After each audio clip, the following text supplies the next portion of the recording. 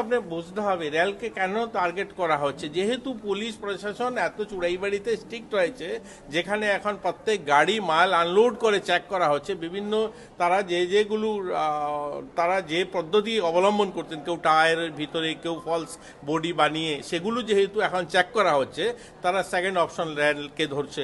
দেখবেন এরপরে রেল পরে প্লেনে যাবে, তারা ট্রান্সপোর্টেশন অন্য কোরিয়ারে যাবে, কিন্তু সময়ে সময় তারা পাল্টাবে। কিন্তু সরকার প্রত্যেকটা ক্ষেত্রকেই আইডেন্টিফাই করে এটাকে অ্যাকশন নেওয়ার চেষ্টা করছে।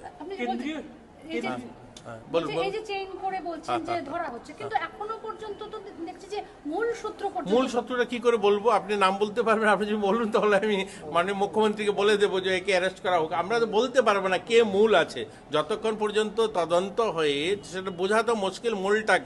মূলটা বার করা তো কারা বলতে পারবে? সেটাকেই নামটা জানে যে মূলটাকে।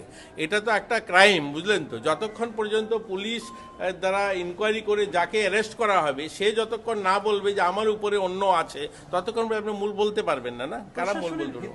রেলকে দেখুন, আমার ধারণা নেই, আমি তো আর পুলিশ মন্ত্রকটা দেখি না, কিন্তু রেল ধরা তো নিয়ে আসা তো স্বাভাবিক, যেহেতু এগুলো ট্রান্সপোর্টেশনের যেখানে কাজ হয়। তো ট্রান্সপোর্টেশনে তো তারা সময় সময়, আমরা রেল কেন, আমরা দেখেছি অ্যাম্বুলেন্স ব্যবহার করেছে, আমরা দেখেছি ট্রাকে মাল আসতে, আমরা বাসে দেখেছি, এখন রেলে আসছে, আমরা কোরিয়ারে দেখেছি, আমরা পোস্ট অফিসে দেখেছি।